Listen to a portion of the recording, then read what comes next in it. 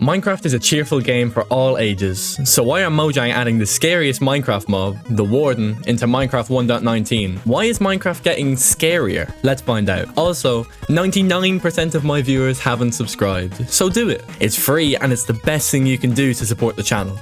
The Warden is scary, there's no denying that. With its massive frame, scary noises and terrifying movement, it's straight out of a nightmare. The Warden is huge, being almost 3 blocks tall, and is in fact one of the tallest mobs in Minecraft. It's just a shame that you don't get a lot of time to see the mob's design, because Mojang have yet again outdone themselves, making one of the most intimidating mobs I think I've ever seen in Minecraft. The Warden is more than just a good character design though, as it has 250 hearts. Yeah, 250. That's the same as the Ender Dragon and the Wither combined in Java. This amount of hearts means you have no chance of defeating the beast in survival mode without some serious strategy or an insane amount of skill. Or your Psycraft, in which case you'll probably just decide to farm it for fun. Anyway, the size and strength of the Warden is enough to put any child off venturing into the deep depths of the Minecraft caves. But that's not the only thing the Warden can do to scare you, with its sounds as well being terrifying. Take a listen for yourself.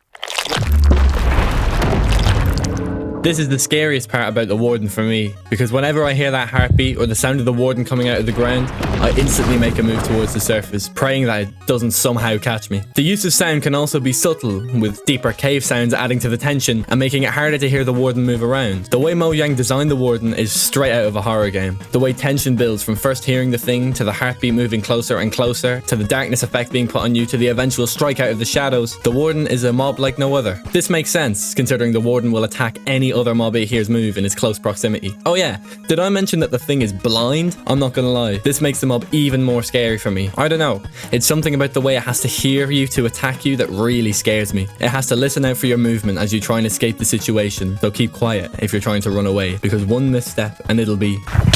So, the Warden is terrifying because of its huge, loud and strong frame, but there are loads of mobs that are already all of those things too. So what takes the Warden above the rest of them in terms of how scary it is? One of the factors has to be the fact that the Warden can only be found in ancient cities, in the deep, dark depths of the Minecraft caves. The fact is that this creature, compared to the Wither and the Ender Dragon, is encountered in a place which is frankly terrifying, and it only adds to the scariness of this mob. The mysterious skulk sensors waving in the caves are weird enough that you don't fully understand them, but simple enough that you get a grip of what they do, hitting the sweet spot between familiarity and the inability to understand. This ancient city setting keeps you asking questions, but isn't so weird that you ignore it or write it off as trying too hard or something like that. Also, the structure in the middle of these ancient cities is so cool. It looks like it's looking over the whole city all the time, without giving you a second to spend alone, like you're always being watched from some ambiguous direction. The Warden, placed in an environment like this, can't help it but be terrifying, and when you add in all the other factors that we've already talked about, the Warden is shaping up to be straight out of a horror movie. For example, imagine the Warden somewhere else, like in a nether fortress. It's still scary, but not so much, and there's not the same psychological impact made, all because the Warden is subterraneous, and not like anywhere else. So, this all adds to the fear that the Warden brings to Minecraft compared to every other mob, the Ender Dragon in particular, whose arena is cool and intimidating maybe, and certainly isn't as eerie as the ancient cities coming into Minecraft 1.19. This means that the Ender Dragon isn't really as scary as the Warden, even though they're similar in frame, similar in strength, and similar in how loud they are. As the Warden approaches to strike, it applies darkness to the player, shortening the distance that the player can see, allowing the Warden to creep up closer to the player, all while leaving the player oblivious to the whereabouts of the beast. This is terrifying, because you know when you have this effect placed on you,